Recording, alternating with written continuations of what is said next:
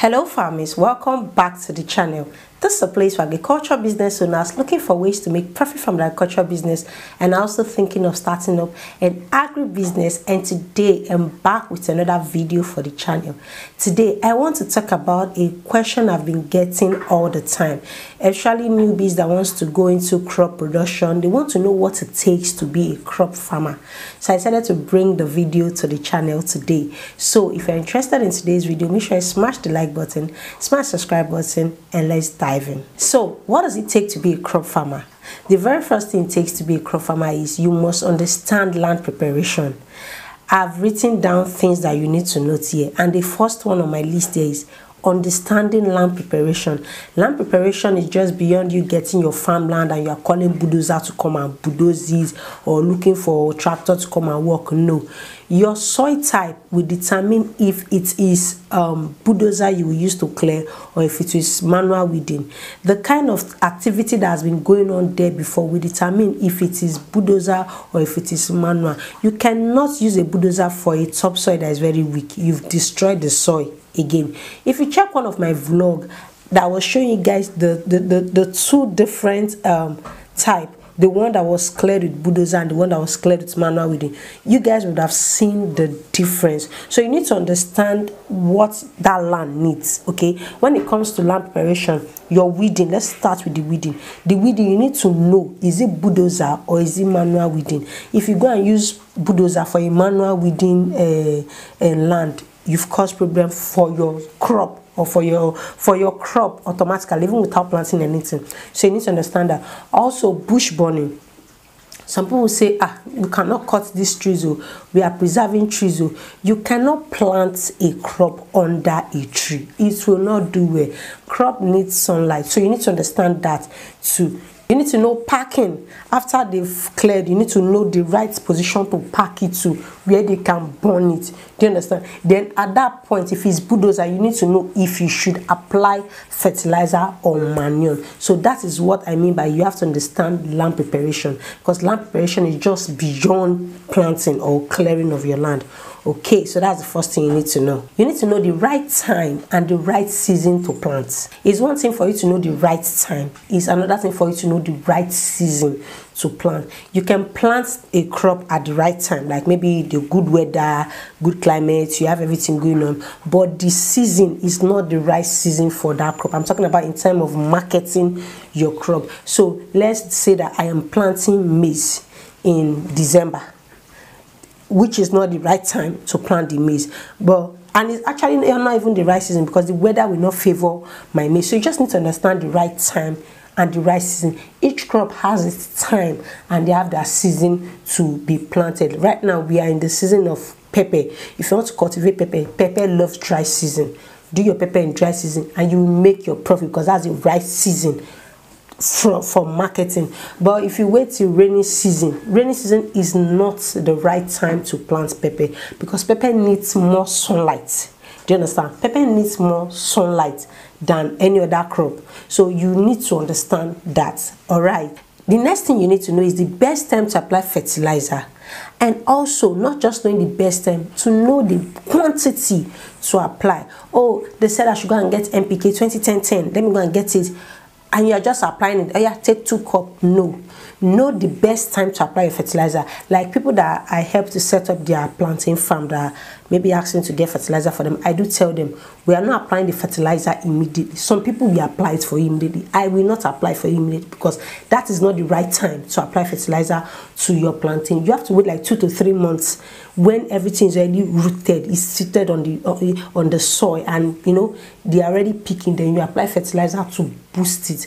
That is the right time, but some people don't know that. So you need to understand the right time and also the right quantity and the right type of fertilizer to apply. Know the right type. It's not all crop that need fertilizer 20-10-10. It's not all of them that need 15-10. Know what your crop needs and know the quantity to apply. If you're a newbie and you don't really understand how to apply the quantity, ask the people that you are getting the fertilizer from and also tell them the type of crop that you are cultivating. Okay, it will let them know the quantity to tell you to apply. All right, the next thing you will need to take note of is when to apply herbicide to kill the weed and when to weed manually. There are two different things. Yes, your weed might have gotten to a stage and you need to apply herbicide to weed, but it might have gotten to a stage and you need to use manual weeding. You need to use your cutlass to clear. So you need to know the difference. You need to know when to do the two. Okay, some people just say, let's keep applying herbicide. Herbicide is a chemical and your crops do not like those chemicals, so you need to know when to apply either of them, either manual weeding or herbicide. That is what will make you a good crop farmer. Okay, it's not every time, oh yeah, let's come and weed manually. Sound like me now, if I cultivate my my plantain, if I set up your plantain farm, you know, you've done your land preparation, the third month, second to third month, depending on how the weed come, we use herbicide to kill the weed. But after then, when the rain has started, we do manual weeding, and that's why you see that we weed often when it comes to planting. So you need to know, because I'm someone that I don't really encourage use of chemical, like too much use of chemical when it comes to cultivation.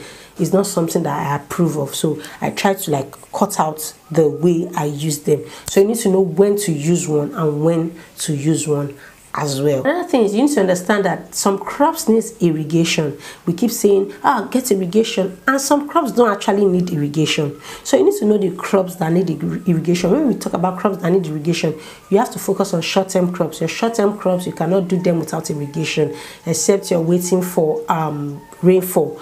But your long-term crops do not really need irrigation. In fact, they don't need irrigation. So you need to understand the crops that need irrigation and the crops that do not need irrigation. These are nothing that is going to allow you to stand out when it comes to crop farming. These things that I've listed are things you really need to understand. It's beyond me just teaching you, and you will learn all these things on field.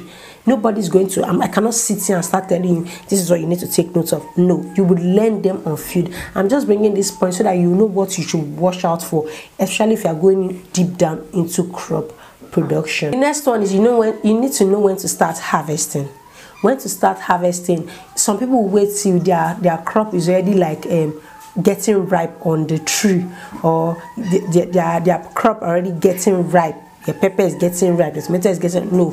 You need to know when to harvest. Your pepper is best harvested when it is green. Yes, once you calculate the month and you see that this thing is already green, you start harvesting, because once if you notice yourself, if you harvest today, tomorrow you might see that it's already ripe where you kept it. So you need to know when to start harvesting. Same with other crops as well. And finally, you need to know the crops that require storage.